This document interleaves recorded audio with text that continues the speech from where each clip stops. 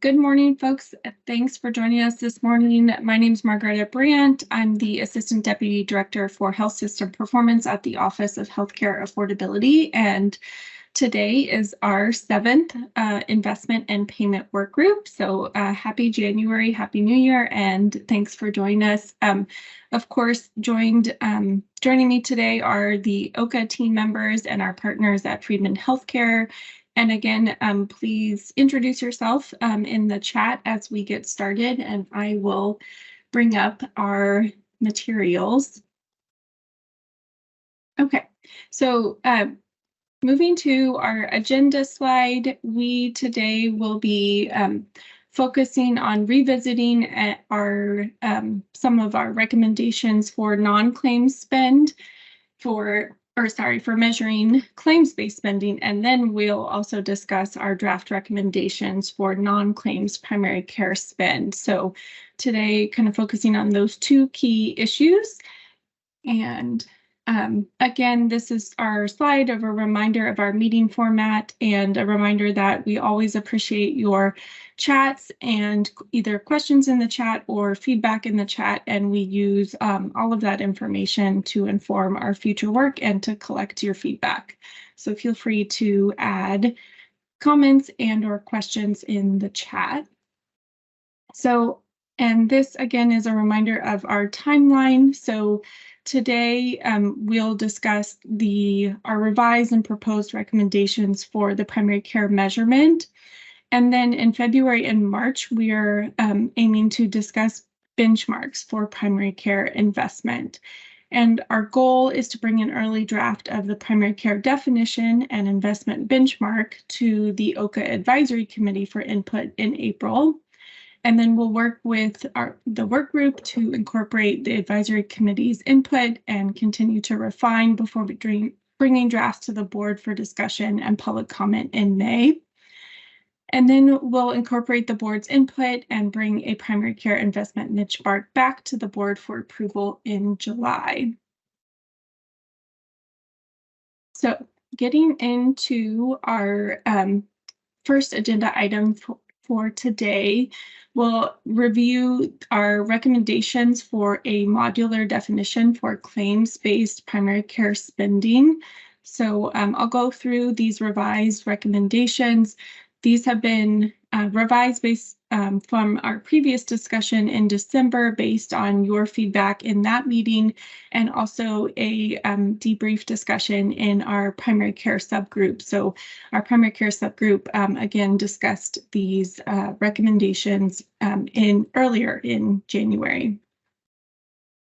So here on slide 6 are some of the key recommendations for several different decisions for measuring primary care investment. So, and we'll go through each of these in more detail in the following slides. So our recommendations for these first 3 key decisions are to include a broad set of providers to reflect the statute's goal of promoting team-based care, and then to restrict some places of service to reflect the work group's vision for promoting continuous and coordinated primary care, and then to include an expanded set of services to encourage as much care as possible and appropriate to be delivered in a primary care setting.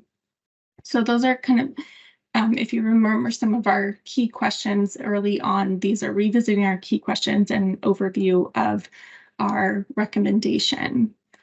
And then our next 2 key questions were how to incorporate OBGYN services or providers, and how to incorporate integrated behavioral health or behavioral health services and providers. So for OBGYN services, we're proposing to include services with the expanded set of primary care services to be consistent with similar services included for other body systems, and to exclude OBGYN providers from the broad set of primary care providers to be consistent with our focus on providers that are caring for the whole patient and providing that continuous coordinated care.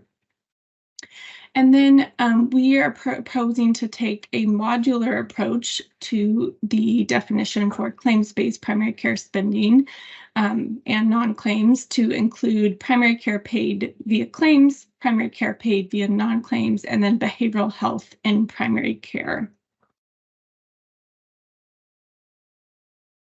And this next slide just recaps some of the feedback and discussion we've had so far. So in general, based on our several conversations with the work group and in the primary care subgroup, there's a support for that future vision approach to measuring primary care spend that aligns also with the policy goals in statute.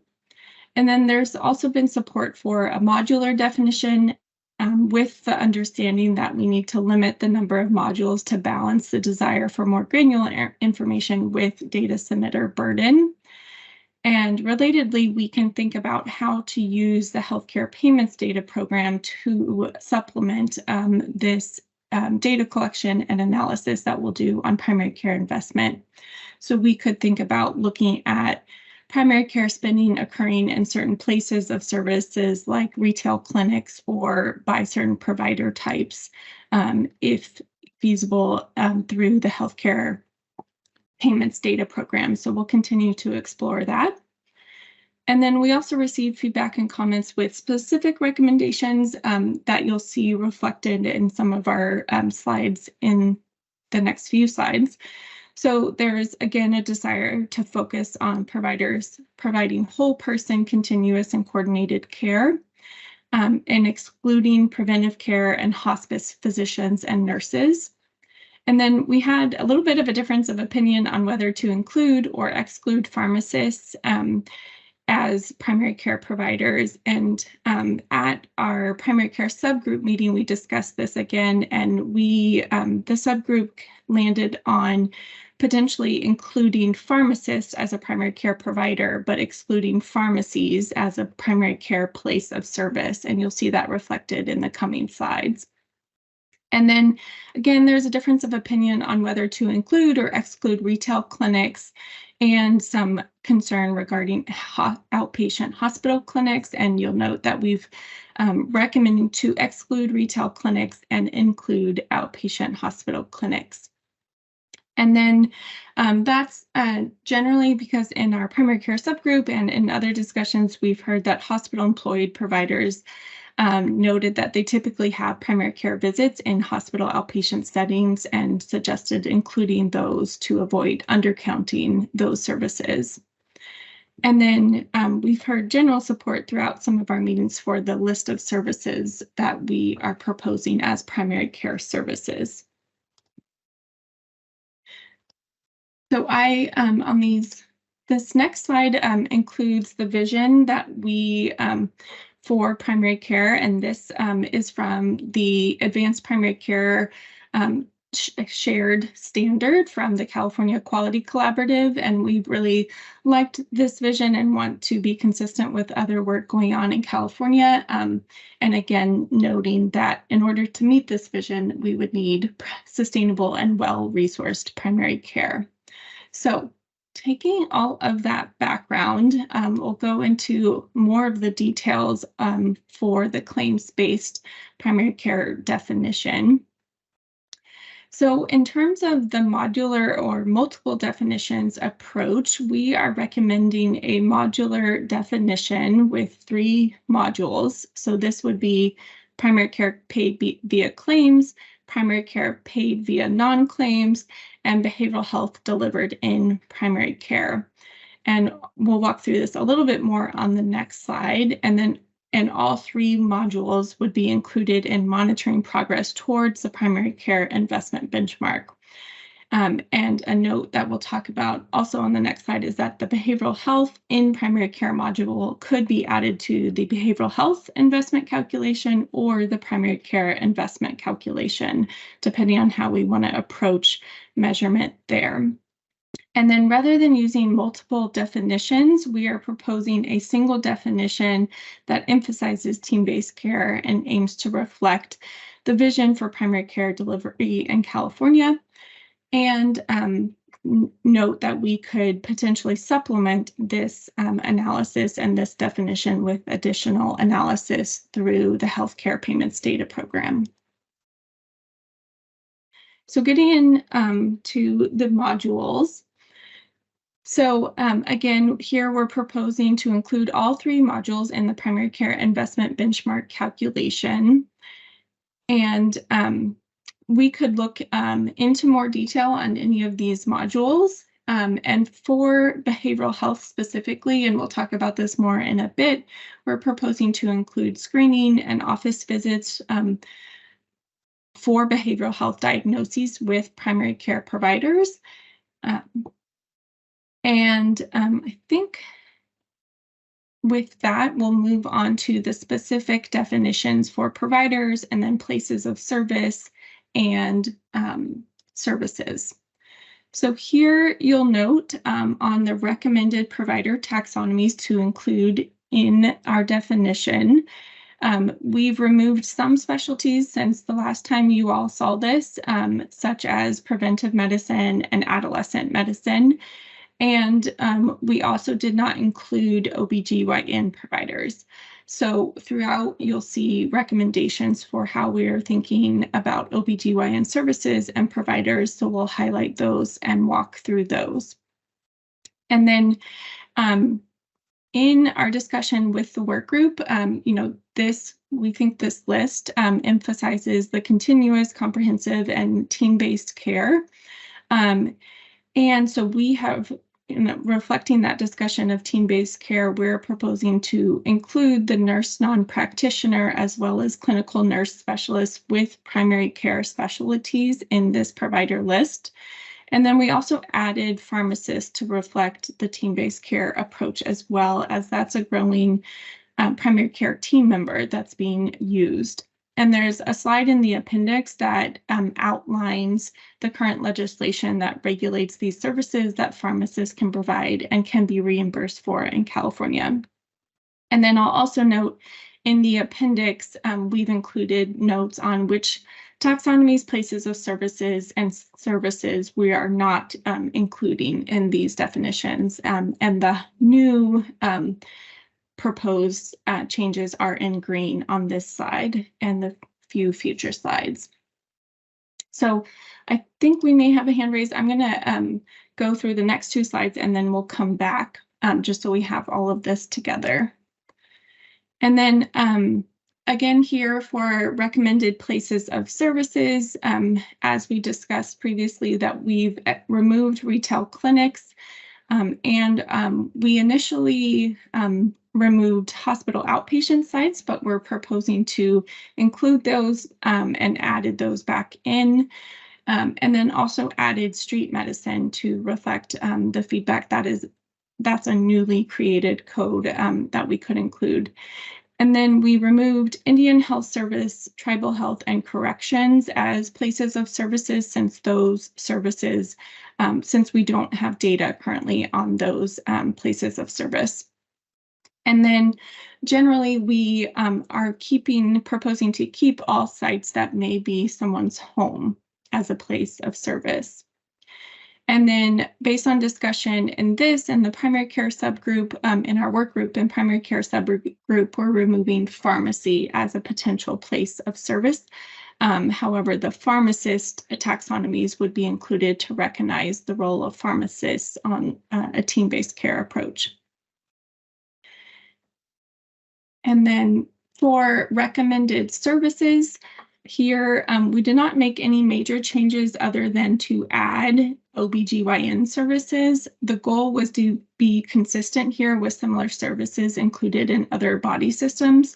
So examples of these OBGYN services that we are proposing to include are preventive screenings, immunizations, minor procedures, and maternity care.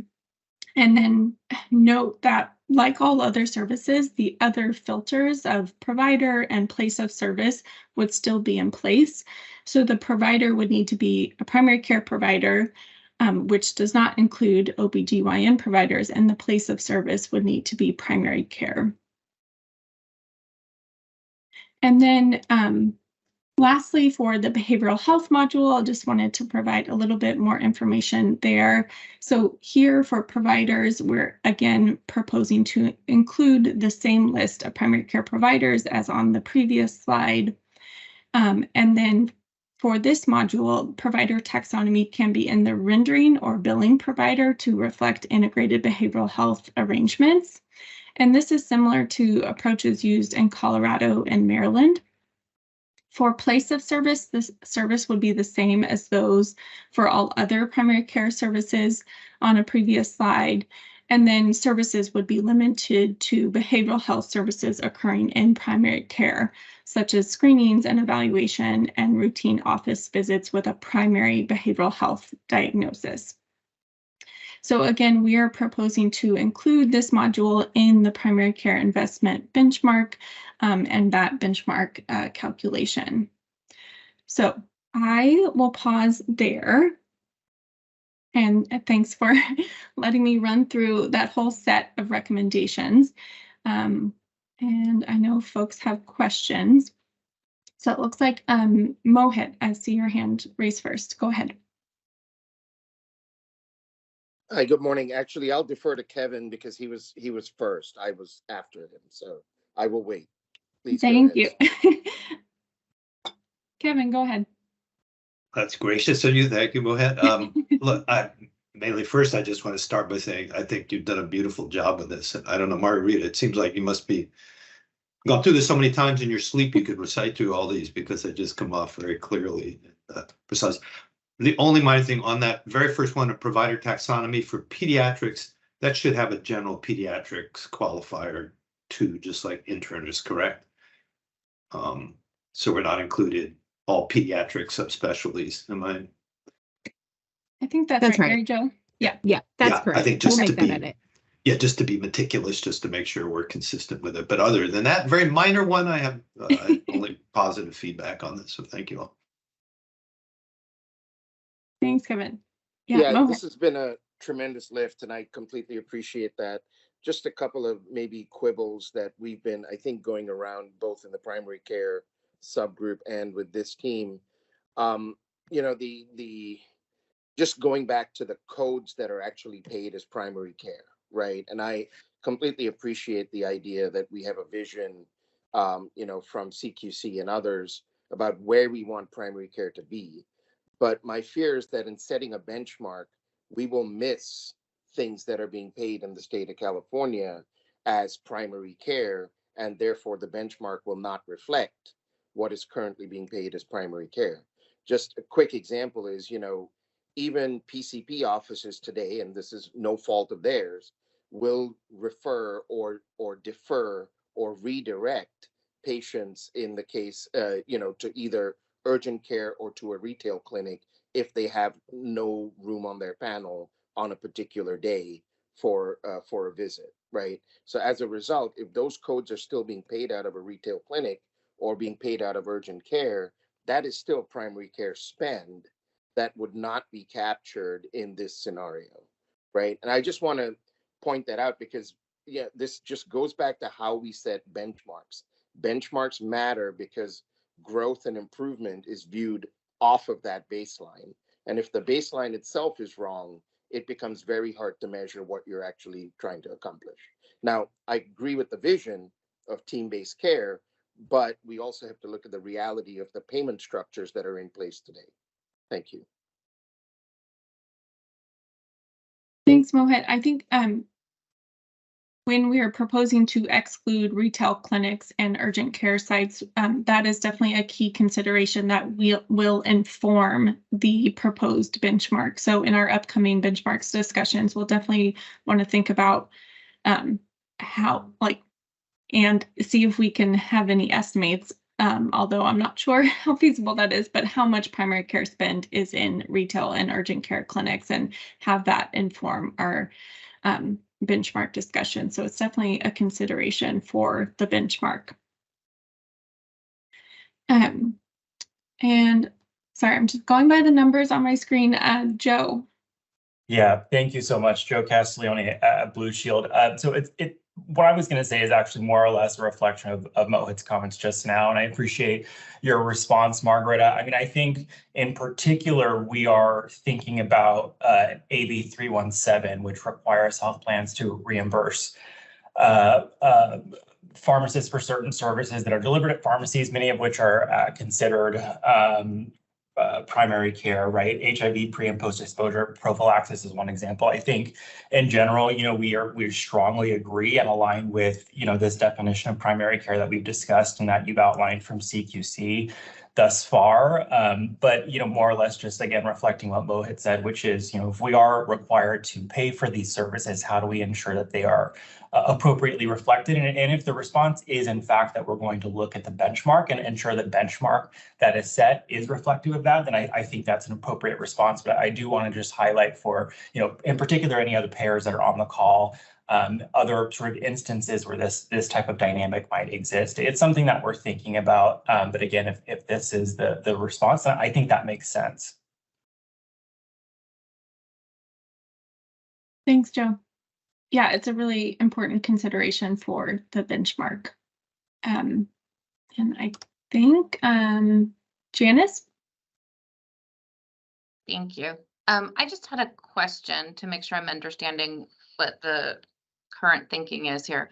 In terms of this slide, actually, where we're talking about excluding OBGYNs from primary care, even though state law allows patients to choose an OBGYN as their primary care physician. And then on the later slide, we list certain OBGYN services as included.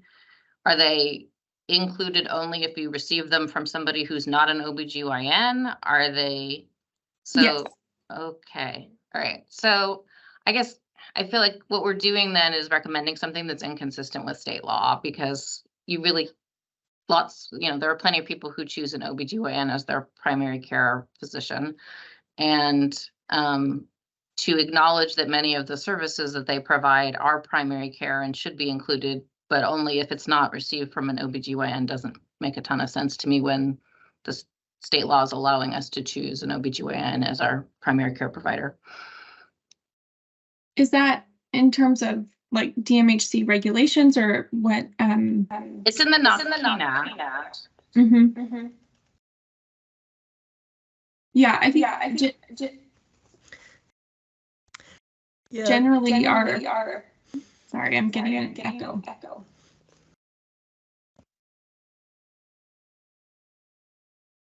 Generally, our approach here is that because OBGYNs don't care for, or generally may not care for folks in different stages of life and children and a wide variety of different types of patients, and provide that more holistic care, that we're proposing to exclude them as a primary care provider type.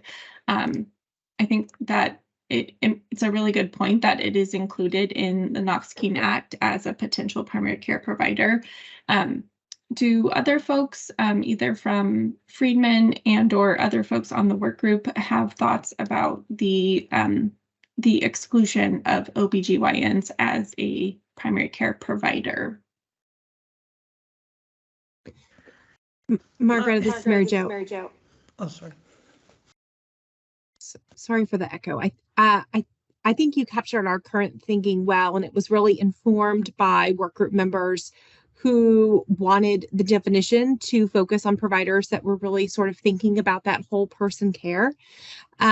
However, would be very open to hearing from other work group members if there's a difference of opinion there and other thinking that we should be taking into account. Yeah, this is Beth. I'm sorry there's an echo, yet another Teams problem.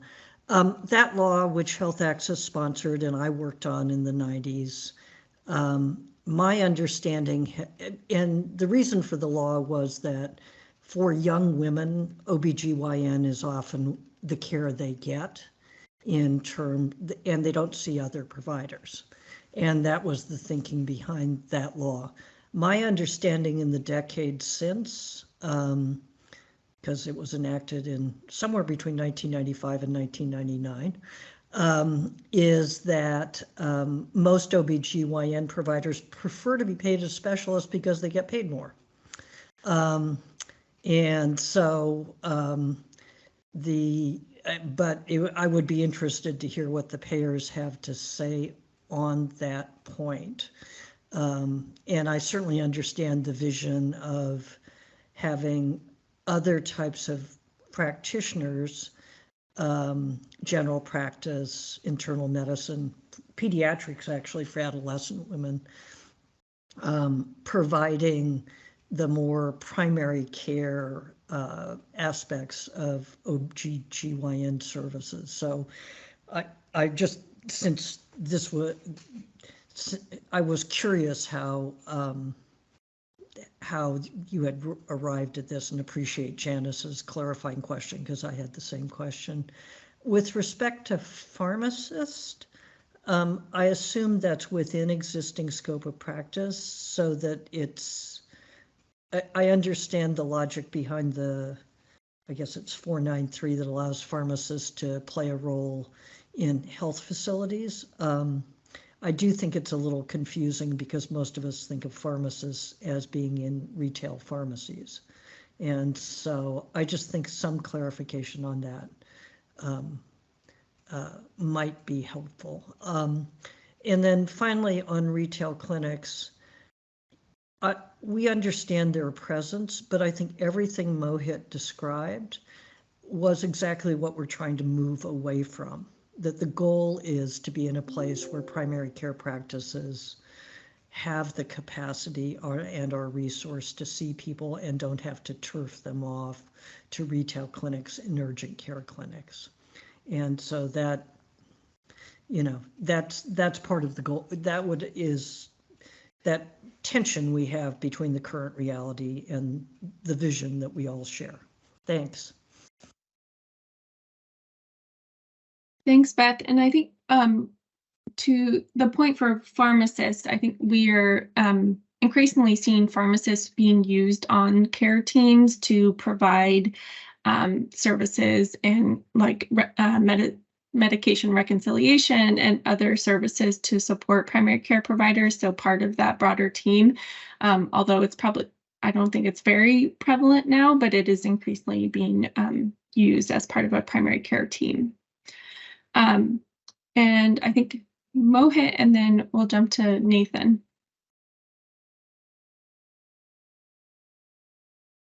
Thank you. As usual, this is becoming too much of a habit for me, but I agree with Beth. I think the vision is correct, which is always, you know, where we're all striving to be. I think the models of primary care that have been developed over time should not be lost on us. I think team-based care is the future. We all agree. However, again, just going back to the point, the difference between where we want to be and what's being spent today will set the benchmark, will show us the improvements we need to make. So I think even if we categorize the payment structure as primary care in a retail setting, primary care in an urgent care setting, that shows us the delta we need to close. Ultimately, it could be a measure of success that we reduce those spends and move more towards primary care, you know, team-based primary care. So I'm just trying to point that out. The other is completely agree where Janice was. Again, this is a question for us because if you can designate your OBGYN as your primary care provider, leaving OBs out makes it that much harder to capture that spend. And again, agreeing with Beth, the law might have come about in, you know, in different times, but it's the service being provided. So if an OB is providing a service that is considered primary care, why wouldn't that be counted as primary care? Right? Nobody's saying it's another set of OBGYN services that are considered purely specialty services. It's more what is the code that's being paid in that OB setting that would allow us to say, okay, we get it. This was all primary care, right? So I'm just pointing that out as we think through how to capture the baseline and how to think through these various providers. It always comes back in my mind to what was the service performed, regardless of setting. Now, I understand you want to limit settings, But for the reasons I'm pointing out, whether it's the OB situation or the retail and urgent care, I think it's really about what do we consider primary care, regardless of the setting in which it's delivered. And I completely get the, leaving out SNFs and leaving out those types of elements because people are already getting specialty care at that point in-house.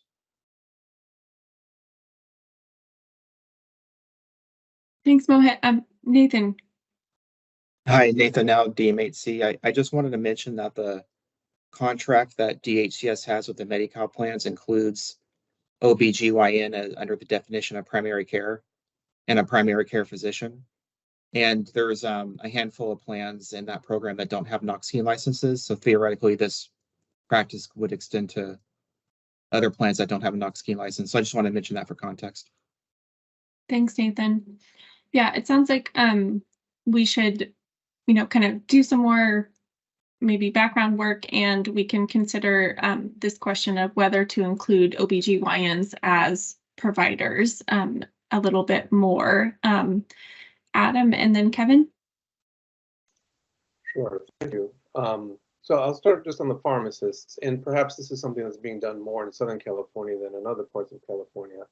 And I recently actually wrote a blog post on LinkedIn about my experience in training back in the 90s, where a pharmacist was part of my primary care team. I would make a diagnosis of hypertension, diabetes, and then the pharmacist titrated those medications and helped the patient get under control.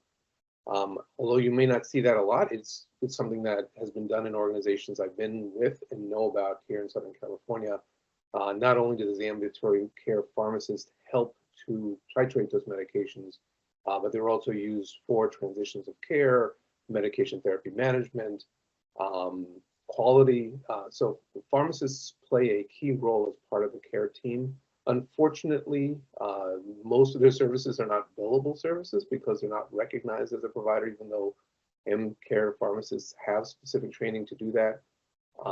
But that is something that I think there's a lot of work being done on to make sure they're recognized for the value that they provide. And I'd hate to miss out on that part of the team in this process.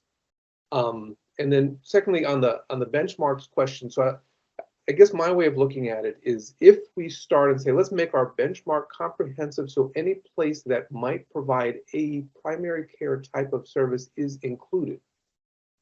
And yet in the back end, we think, well, but that's not really the ideal location, nor is it really a comprehensive, coordinated, team-based approach. So for example, an urgent care or a retail clinic. Then later on, if there is a shift and let's say it's a shift in the direction we don't want to go. There's less access, more patients are going to urgent care, more patients are going to retail clinic, there's less comprehensive care. If that was in the benchmark and it continues to be part of the accounting, we will not see that negative movement. And vice versa, if more of those patients are then seen in a comprehensive coordinated primary care office and have all of that support, and the benchmark and the subsequent calculation includes all of that, we won't see that movement. And so if we do not include those sites of service that in the future we don't think provide that comprehensive type of care, the initial benchmark might miss some primary care type services, but as those patients are cared for in those settings where they get that type of comprehensive care, we will see that improvement. And I think that's the goal of this exercise, is to be able to measure the improvement in that type of coordinated care. So that's my rationale behind excluding urgent care and retail clinics for those sites of services. And OBGYN, it is definitely something I struggle with for exactly the reasons that were mentioned here. On the one hand, there are many younger women and even more mature women that seek out an OBGYN as their primary care provider. And yet I have to say, throughout my career, I've rarely seen OBGYNs provide that type of comprehensive care on their services. We want to capture those primary care type OBGYN services, but I don't think it is exactly the same situation as it is in the retail clinics and urgent care, because I think there are women that will either split. They might have a primary care physician and still go to their OBGYN for those services, or they may get them with their PCP, or they may just get them with their OB. Where we will miss that in saying that that movement from the OB to a PCP for those specific services is an improvement, and that I'm not positive I would say the same as for an urgent care or retail clinic. So it's definitely one to struggle with, but I think the goal is to capture that all-encompassing care, and I think it's rare for OBGYN offices and providers to provide that type of service. Thanks, Adam. Really helpful insight. Kevin, go ahead. I want to drop the mic on what Adam just said. 100%. I think he said it beautifully, and I think I just want to endorse it. I was going to just speak to the OBGYN issue too, where it's such a slippery slope, and I get it for some people, but you get, cardiologists managing, hypertension, a part of what they do, and gastroenterologists managing, routine reflux disease. It's just, you just have to draw the line someplace. I think this is the beauty of, if we start using the healthcare payments database, we can actually look, are there obstetricians, gynecologists who are really billing with diagnoses of, asthma and hypertension and diabetes as part of care, particularly for people who aren't pregnant, and say, okay, maybe then we can identify some truly comprehensive obstetrician gynecologists who are doing whole person care. I think they will be very few and far between, just in the way practice happens in the States. So I think, for all the reasons Adam said, I think we need to be disciplined, and then there's all these options to start looking and say, are we missing a few people here and there? We can start exploring some of these other things, but I think I would really urge us to start with a very disciplined approach for all the reasons Adam so wonderfully articulated.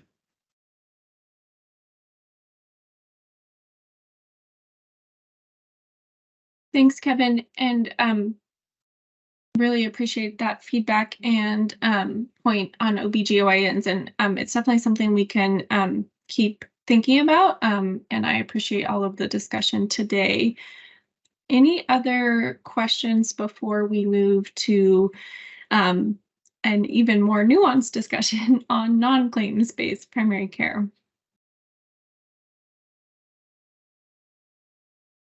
Okay, and I know we have had some feedback and suggestions and comments in the chat, so appreciate that. And so we will move along to discussing a recommended approach for measuring non-claims primary care spend. So in terms of this section, Mary Jo will lead us through the next few slides, and Robert Seifert will lead us through the following slides, and then we'll wrap up with lots of discussion, and we'll pause at several places throughout this portion of the presentation to discuss, as these are some really complicated questions we're considering. So I will turn it over to Mary Jo. Thank you, Margaretta. All right, I think we can go to the next slide. Perfect. So as you know, non-claims payments are not tied to a specific service or provider. So isolating non-claims spending and tying it to primary care can be more difficult than it is for claims-based spending. It requires some common assumptions and some clear definitions. While there's some research that's occurring right now to better understand how much providers are directly spending on primary care services and how much of their non-claims payments are going to support primary care services, that's not what we're going to be measuring. And essentially what we are able to measure through this data collection is payments to providers sort of in support of primary care services. So essentially what the payer intended the dollars to go towards.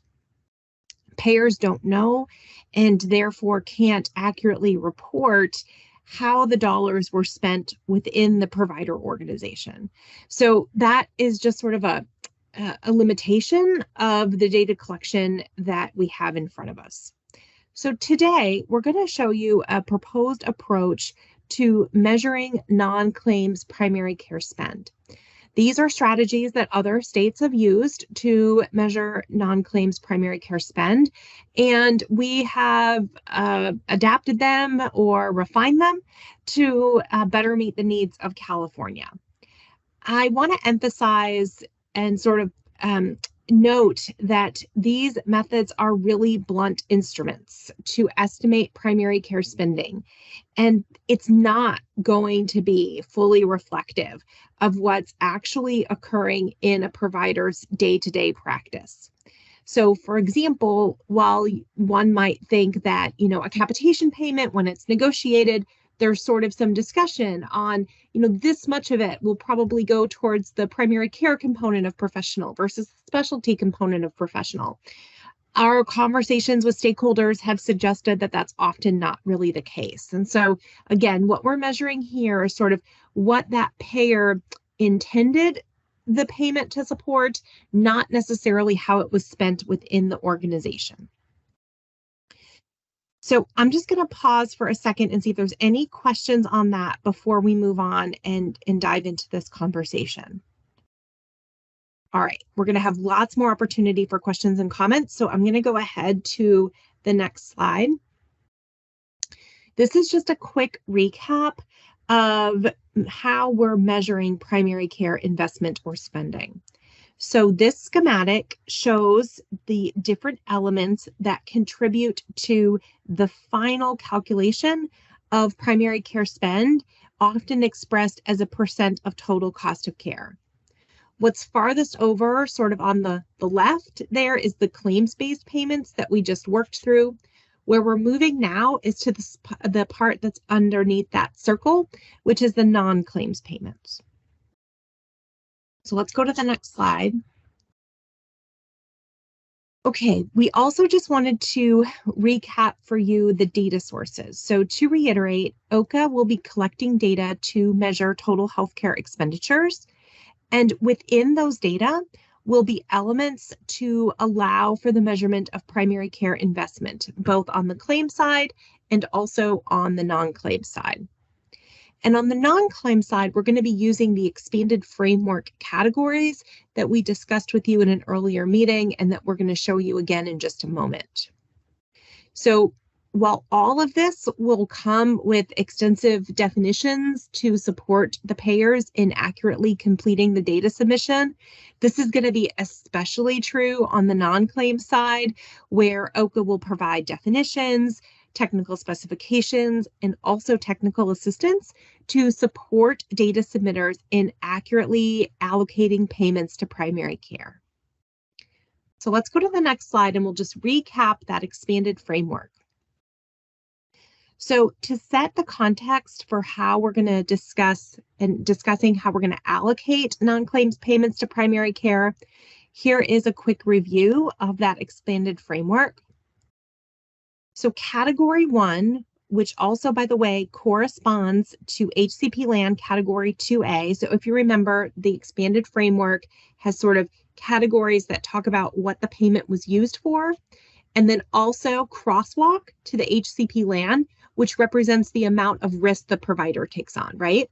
So category 1, which corresponds to HCP land category 2A, are payments that support practices in care management and primary care behavioral health integration and information technology, practice transformation, social care integration, etc.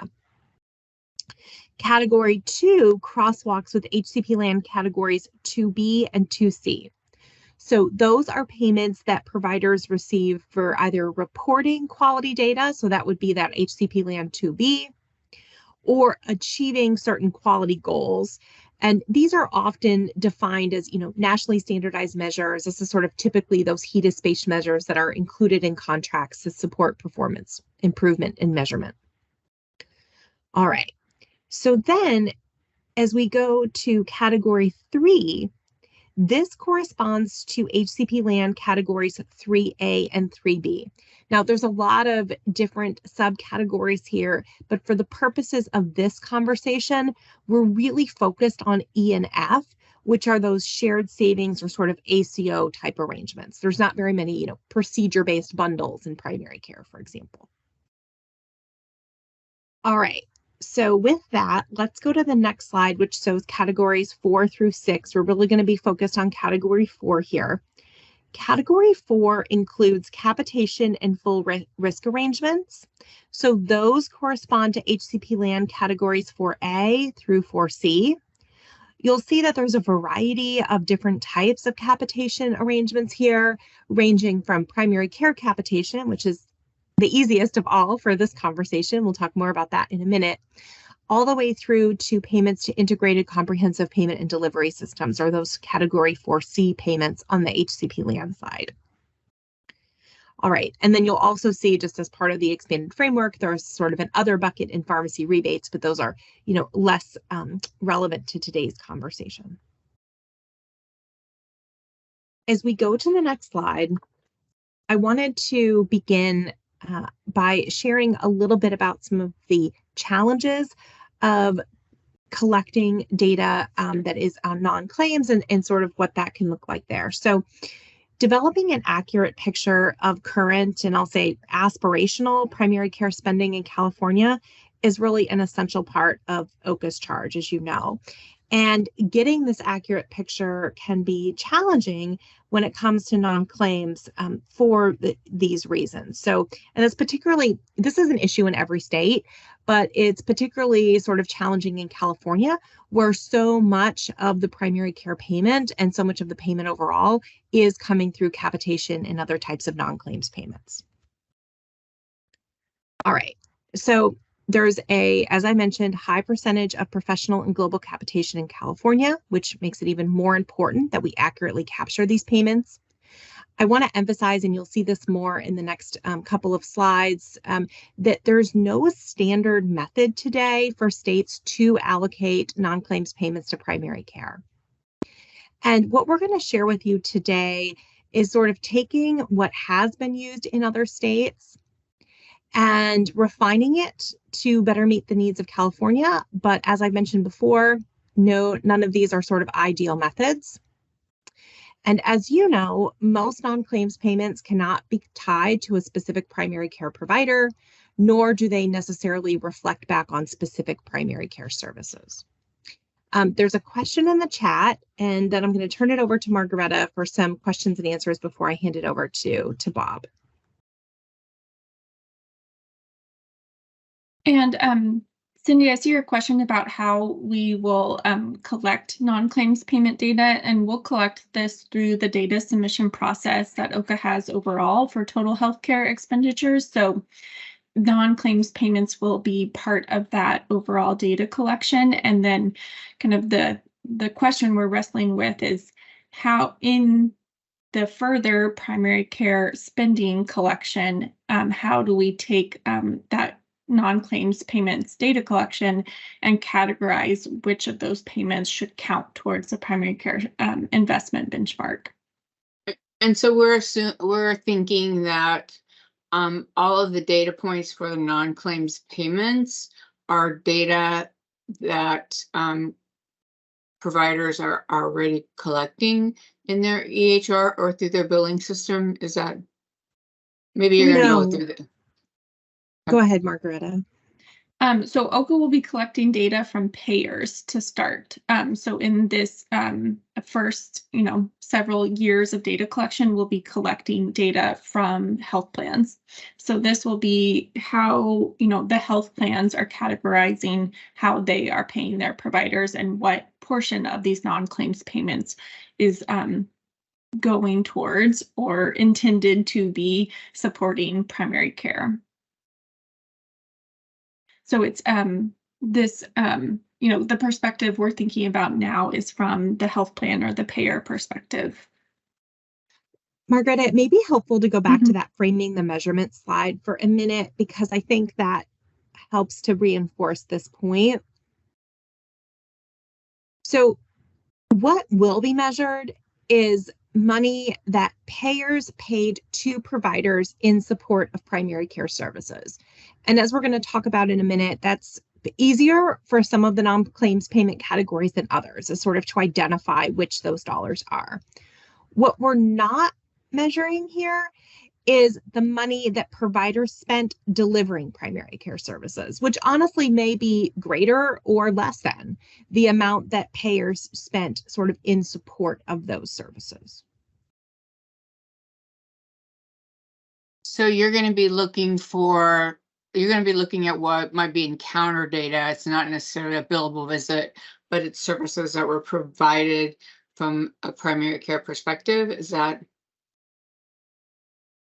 That's right. And essentially we're going to go through this in more detail in a few minutes, but it's really dependent on the type of non-claims payment, right? So for primary care capitation, it's easy to say, yep, we're going to count those as primary care spend dollars.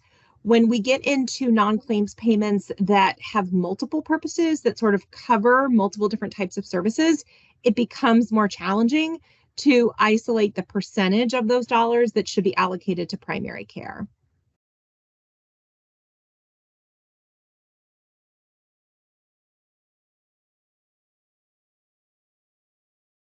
Oh, Margareta, you're on mute. Yep. Sorry. Carrie has a question in the chat about how this would work for FQHCs.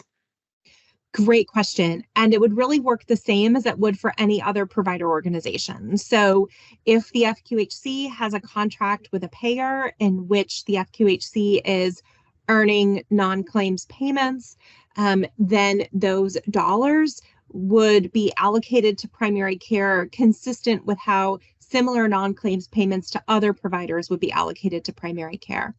Now, Carrie, I don't know if you're also thinking about some of the other types of non-claims payments that FQHCs receive, like HRSA grants and other funding, or if you're thinking specifically about payer payments to support FQHCs.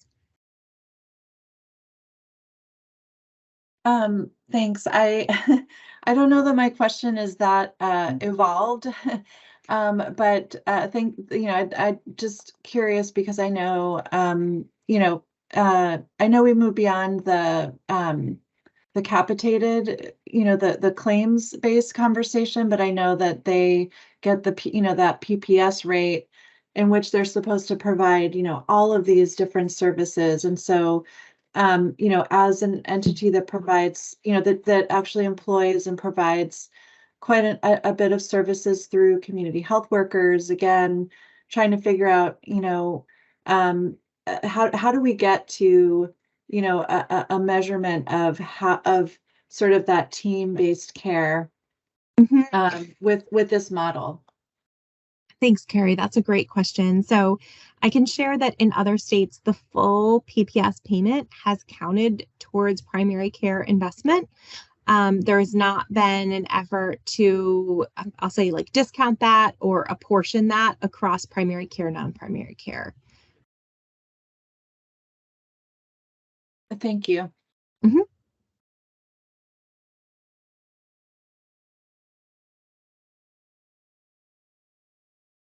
Yeah, and I think some of the questions, another question in the chat is really, and kind of to address that, goes back to reiterating our focus that this is data collection from health plans and payers.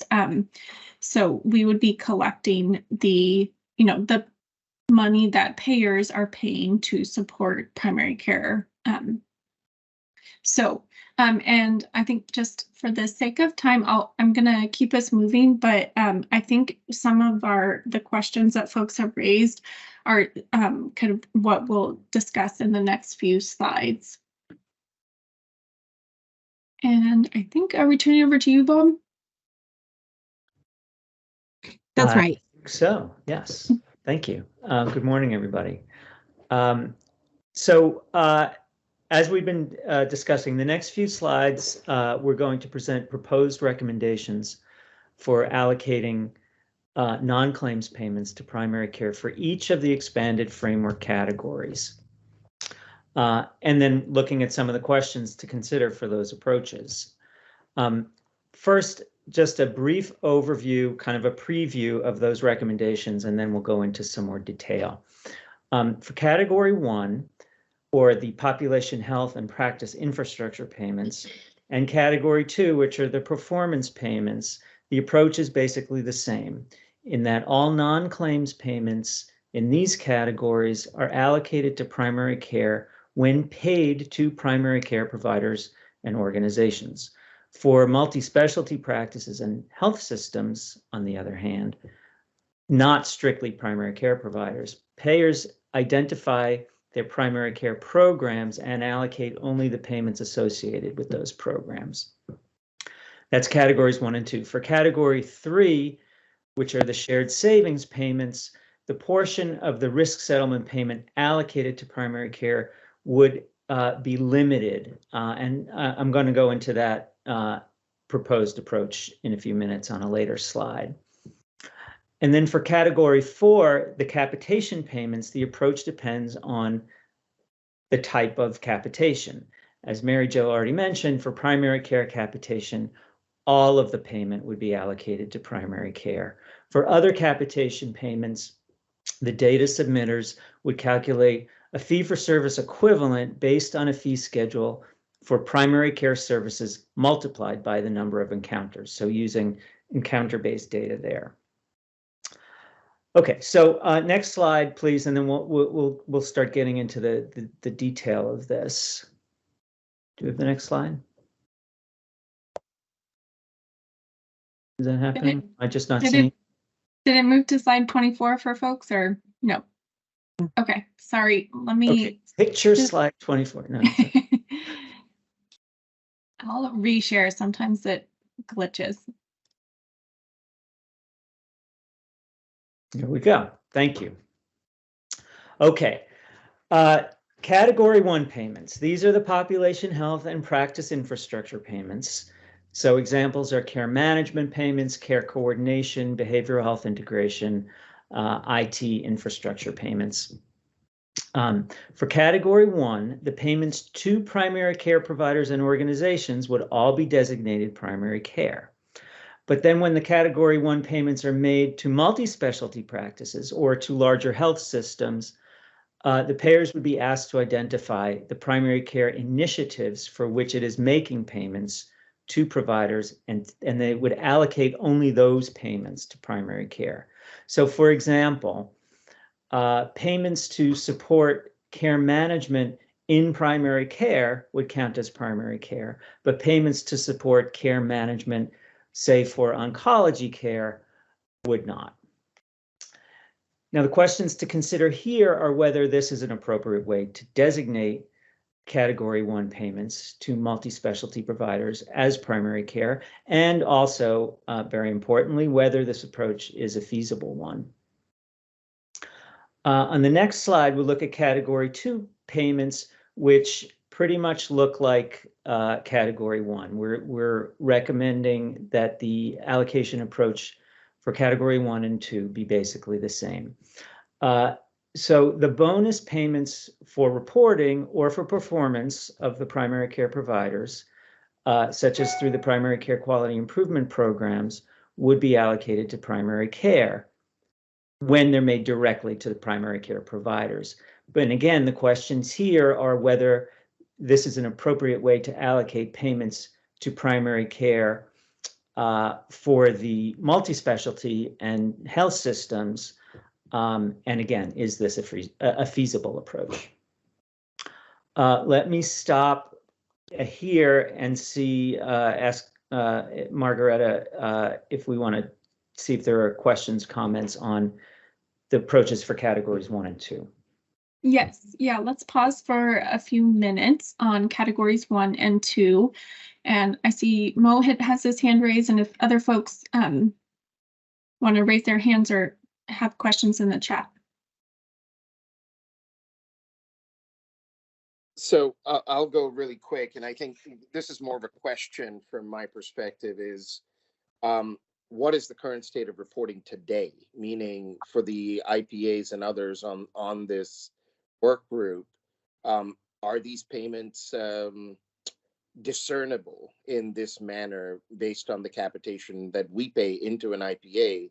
Are they cutting these payments within their systems to look at what's primarily going towards primary care versus other, in the case of a multi-specialty group. So I'm just trying to understand what's in the realm of the available. Sounds like there are other states that might have done this, but as usual, California tends to have added complexity in comparison to other states in terms of how the money enters an organization and how it is actually allocated within that organization. So it's more of a question. Thank you. Sure. Mary Jo, do you want to chime in? Sure, happy to. So I think this goes back to this whole idea of, who is going to be and what organizations will be supplying the data. So just a reminder, organizations supplying this data will be payers. So they're not going to have insight into how the dollars are spent within the provider organization. It's really what the payer intended the dollars to be spent for. So for example, what we typically see in other states is payers have programs like, let's say, a primary care PMPM to support care management and primary care that maybe looks similar to, another CPC Plus like program, for example. And the payer knows, okay, that's a primary care program, so that's going to count. We know that. They may also have quality programs that are designed to support improvements in primary care quality, that leverage a list of HEDIS measures, for example. So those would also be reported. How those dollars are spent within the provider organization, that's not what we're focused on. That's not the data that we're collecting. We're collecting data from the payers that relates to how the dollars were intended to be spent.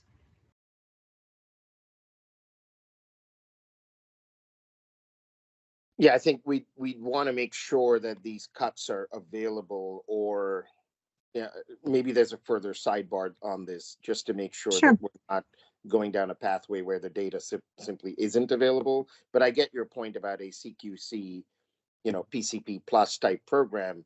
Again, it's the percentage of those programs out there versus other unallocated direct payments that might go to an IPA structure for quality in general. That's not cut on the front end. So how would you then understand what portion of that is towards, then are we going down like, this is for, 12 HEDIS measures, or like, how do you allocate those? It gets pretty hard. Yep, agree. So I think that's a good conversation for us to take offline. This language is consistent with language that's successfully been used in other states, but obviously every state is a little bit different. And we can also share the experience of Anthem and other payers in reporting similar information elsewhere. Yeah, no, that's what I'm saying is we do not right now, I don't believe, have this level of granularity in other states, or it's not within an IPA structure. It might be just, here's a PCP bonus structure that we have in place.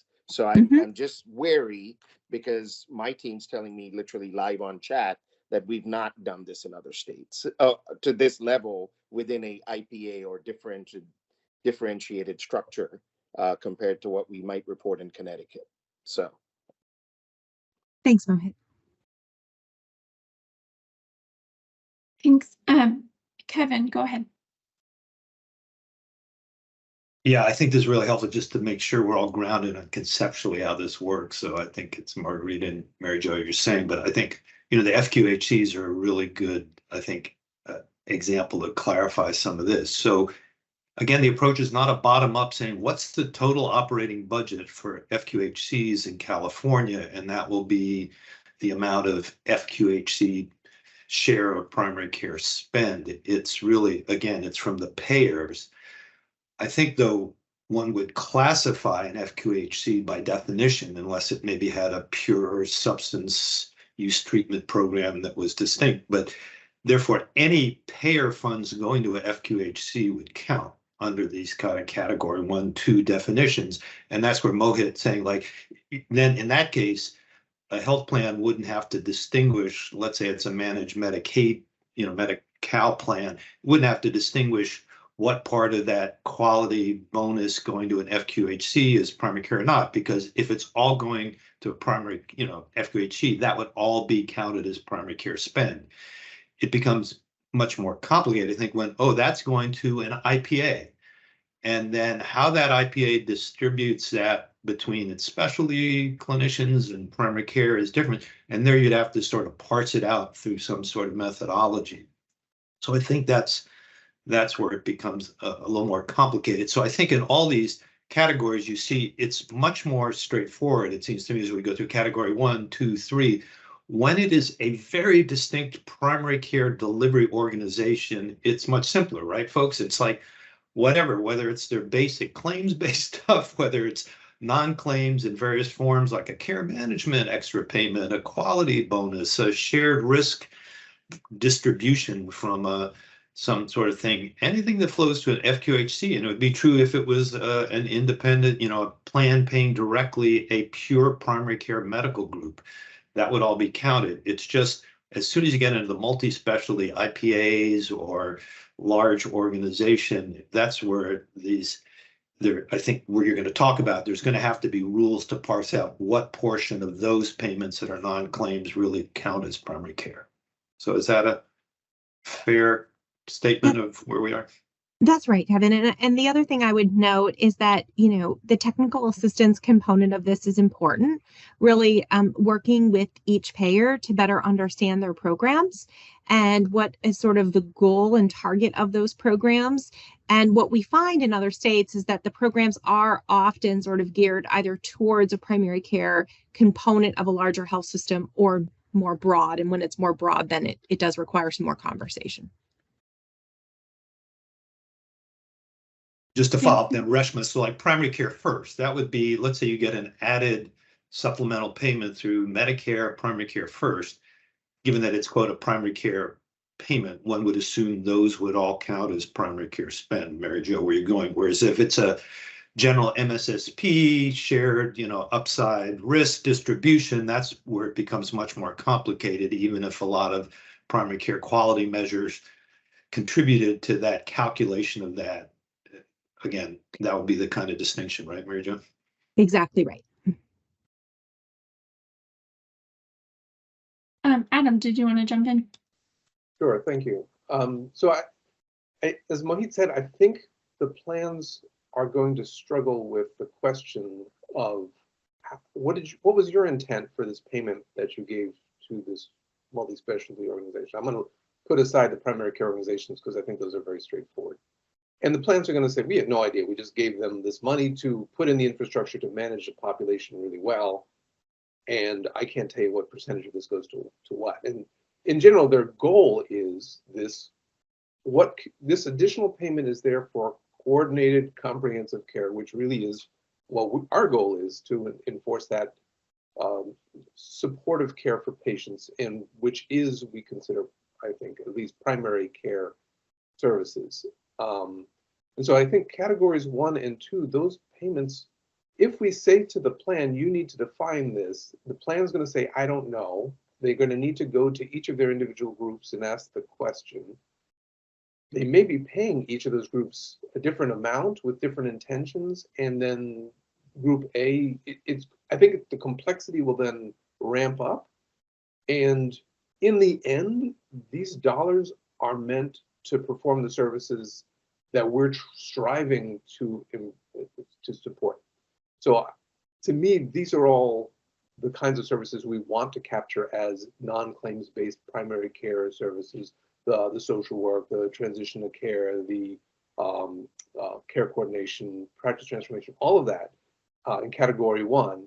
And then measuring, capturing, reporting on, and performing on the quality metrics is what primary care, that's what we consider that, that comprehensive primary care to be responsible for. Even though colonoscopy screening is not performed by the PCP, it's going to be performed by the GI. Making sure that all of those patients that haven't had the right screening done are captured and it's performed, that is going to be a primary care payment that's part of this. I think, sorry, mailman seems to come exactly at the time these events are happening.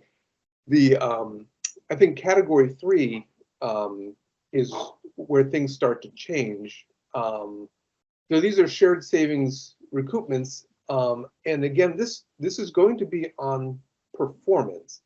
And I have a concern around limiting the portion that can be allocated based on claims data, because these services are not claims based. This is that the portion that we're not capturing and we want to support in this framework. So if we limit those payments, those reimbursements or recoupments for performance, and say, well, that's capped out. We're not going to allow above a certain amount. I don't think we're recognizing, again, this infrastructure. This is the success of having that infrastructure and performing well. That's where that money should go. I think the place we get even more complexity is the next category we haven't talked about yet, is capitation payments.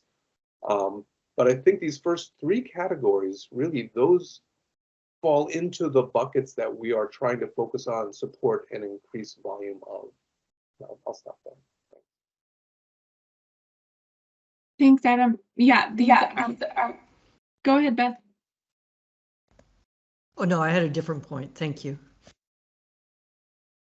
I think I was just going to note that these are kind of really challenging conversations because we're trying to take, a payment that's intended to, maybe be population based or for overall performance of a population and understand what portion of that supports primary care providers. So it's definitely not easy. So, and we'll get into that a little bit more in category three. But Beth, go ahead. Yeah, just back on the questions around the FQHCs. An offline conversation with the FQHCs and others might be helpful to sort out some of this. What is confusing is that, as I understand it, and they can correct me if I get it wrong, the Medicaid managed care plans are obviously pay, but in addition, DHCS is a payer of PPS on top of that. And so that and I have no idea if they do it that way in other states. But that when you say payers, it doesn't actually answer the question. And so I think you would benefit from an offline conversation to sort through all of that and make sure that we're correctly giving credit to what's in a very important part of the primary care infrastructure of California. Yeah, thanks, Beth. We can definitely do that. And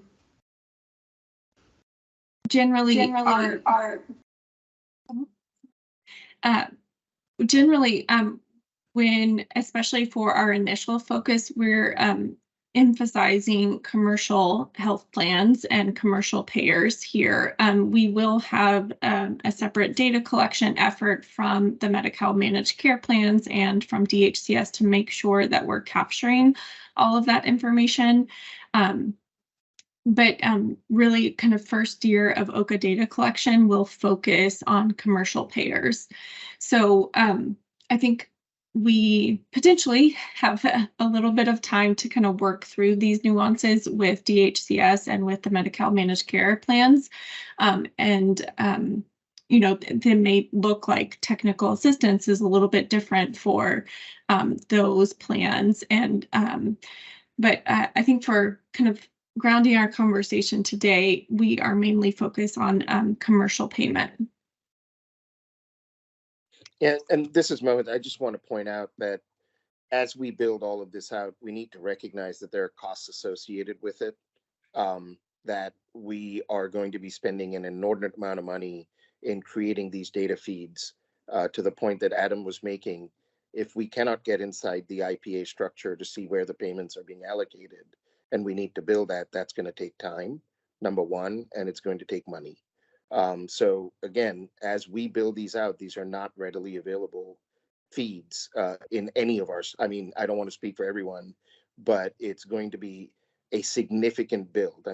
On pretty large, in order to do this across the state of California, especially for a company like ours that's across the entire state.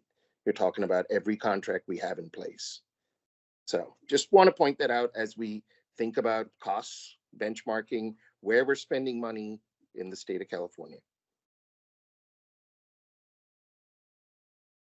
I think, Mary Jo, did you want to chime in? Just briefly, I'll just note that I want to be clear that the goal would not be for payers to go to every single contract that they have and try to discern how much those organizations are spending internally on primary care. That's not the process that's being proposed. What's being proposed is that payers look at their programs and determine which programs are mainly focused on supporting primary care and which ones are not.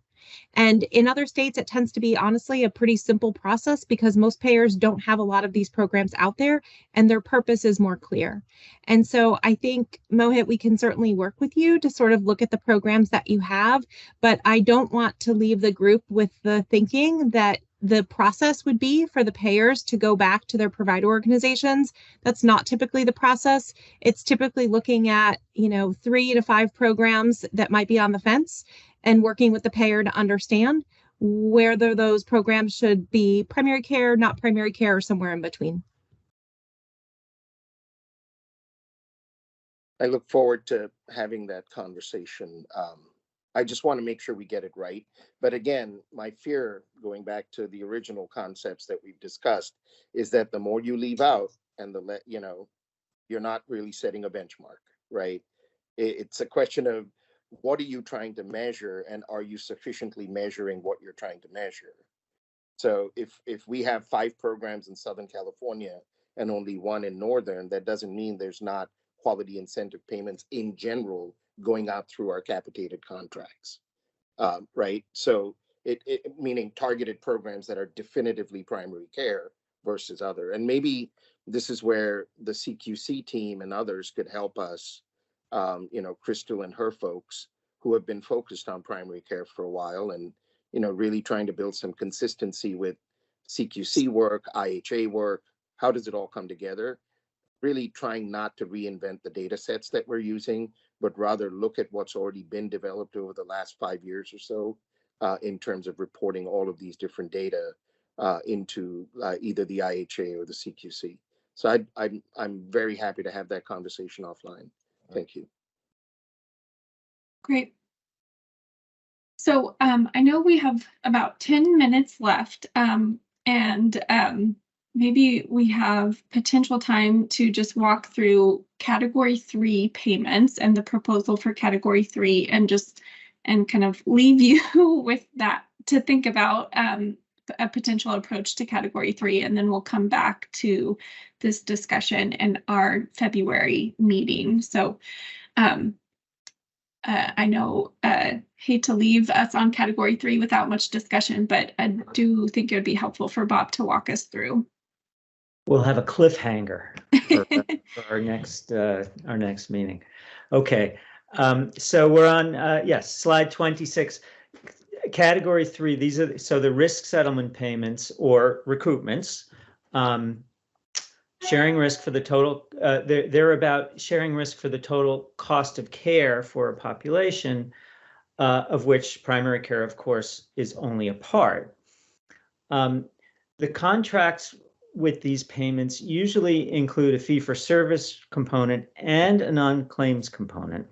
So the fee-for-service component will be captured as part of the claims data collection, and portions of that will be assigned to primary care based on the claims-based methodology that we've been discussing for a while now.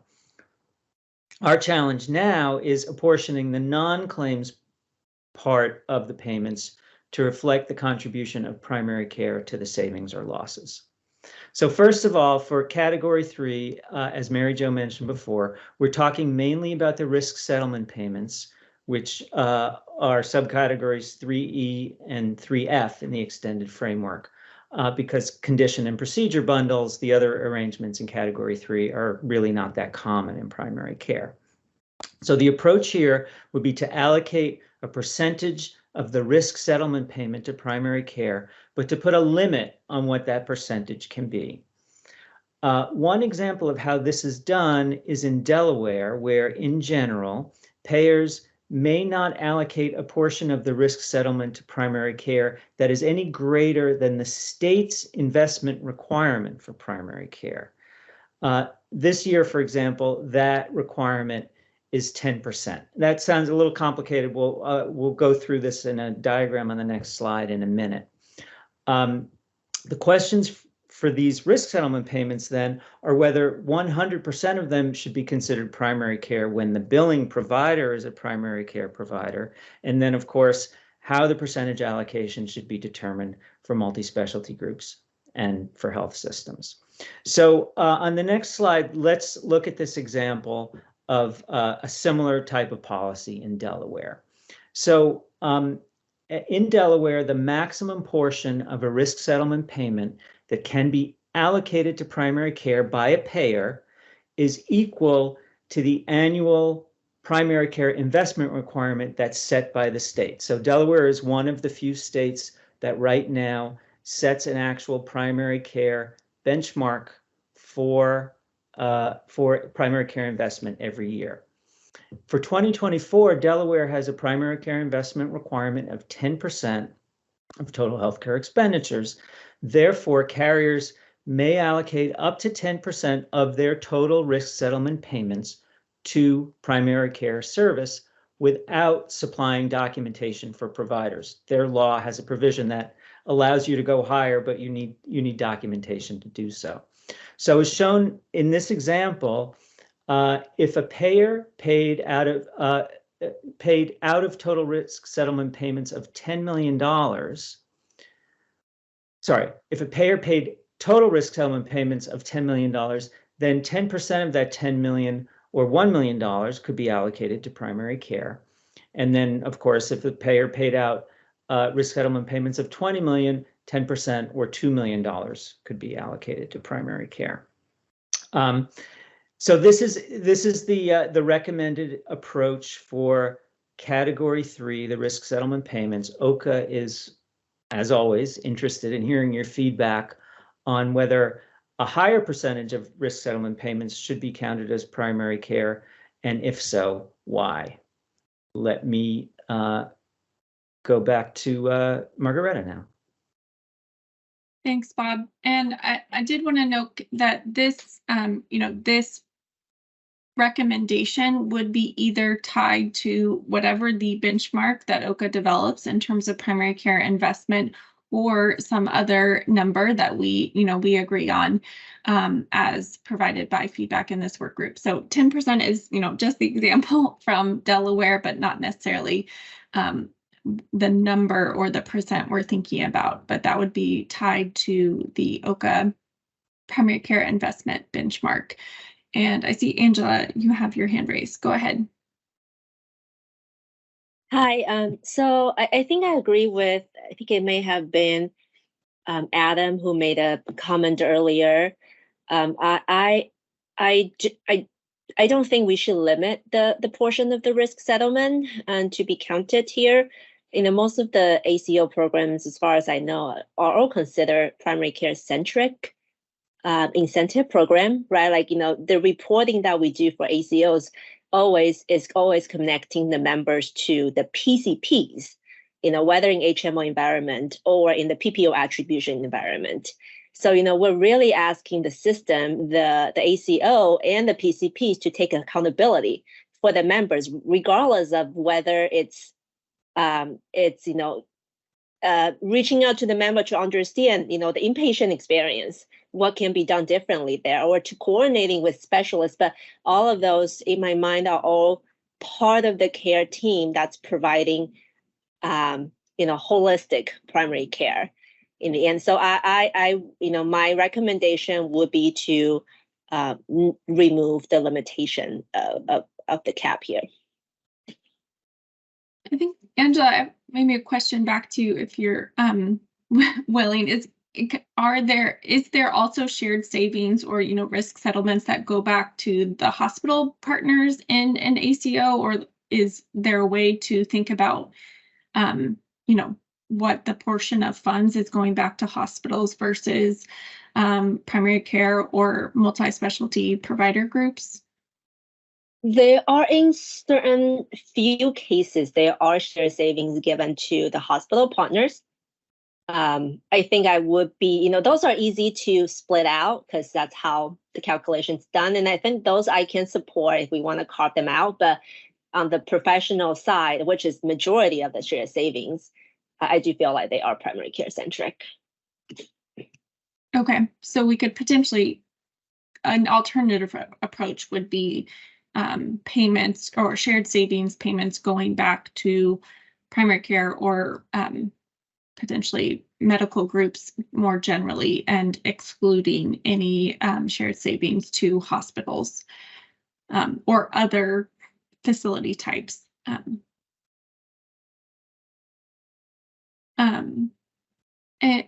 Yes, Kevin, go ahead. Yeah, again, with much respect for, the people in the comments made, I have a different take working in large organizations, and so little of this really flows down in many organizations to primary care services in a supported way. I just think, and there's so much like at UCSF Health, the Pop Health Office, there's so many activities that operate. Some are care navigation or, chronic care outreach that supports primary care teams and things like that. But a whole bunch of it is, routine follow-up for people discharged from the hospital, from specialty services to go over things. And there's just a whole bunch. And when it's a black hole of where all these kind of ACO settlements come into an organization, where they go and what they're actually being used for. I mean, I think, Adam, when you have a very strong primary care physician-led, kind of organization, but I just think there's such variation that it would be problematic to me to just blanket say all these ACO type payments or Pop Health payments should be earmarked as primary care. Here again, I think maybe it's my cynicism, but I just think with there's a big disconnect between people at the front line and saying, oh, are these ACO kind of revenues really supporting your sense of comprehensive primary care, or are they kind of staying in some big central office someplace? Yeah, that's definitely a challenge. And Adam, I'll give you the last word before we wrap up today. Right, then I'll be brief. I didn't realize it was time. And so yes, Kevin's got a different experience than mine, but I wouldn't exclude those people in an office separated out that are coordinating the care for the patient and saying, well, that's not in a primary care office, so it's not primary care. I think those services that help that patient transitioning out of the hospital, whether it be after specialty services, ER services, or just some other acute care need, to make sure that that patient has appropriate follow-up, gets the DME that they need, goes to the right location, gets follow-up with their PCP, and that coordination. All of that to me is part of the goal that I would like to incentivize as part of this program. And even though you might want to get into the technicals and say, well, this specific service is not primary care, the fact that it's a part of this comprehensive supportive care, to me, that is what we are calling primary care services. And so I don't want to miss out on incentivizing that work in this bucket. Yeah, these are tough decisions, tough questions. So thank you all for the discussion today. I know we're a minute over time, so I'll wrap us up. So would love for Margarita, you all. Could I? Yeah. Oh, can I just mention one thing to piggyback off of what Adam was saying? I think if the notes can reflect the conversation today and kind of where the puck is moving, is anything that involves coordination of care for our patients, for our members, should be in that primary care services bucket. I vehemently disagree with that. I hate to end on such a confrontational note. Yeah, well, we need Kevin, a whole conversation about. I know, but allow me to finish. And what's really please. Primary care, and those to me are not synonymous. I'm sorry, they're just not. So yeah, well, in the actual operation of work and between primary and specialty care, the primary care office, clinicians, providers, physicians, we're always the ones coordinating that care. And that is where truly, if we're looking at total cost of care, population health, quality of care for our patients in the United States of America. That's where the puck is going, is how are we going to measure the quality, the caliber of how we coordinate that care? And it will fall under primary care, or it should, at least in terms of payment. So I just wanted at least my voice to reflect that. Kevin, I totally respect what you're saying. I just wanted that opportunity to share that. Thank you. Yeah, I appreciate that. I know this is a really tough conversation in terms of how to think about this. And maybe what's best is we could, OHCA can follow up with folks to have some offline conversations and kind of dig into some detailed examples of how this works in different, different provider types, different sizes of provider organizations. So we will aim to have some of those conversations before our next meeting in February. So we will likely reach out to some of you. Again, would just encourage you all to think about in the slides, especially the proposals here for non-claims payments, and come to our next meeting with recommendations or suggestions. And we are happy to also receive those via email before our next meeting. So thanks for the discussion today. It was really great, and we will see you soon. Thank you all.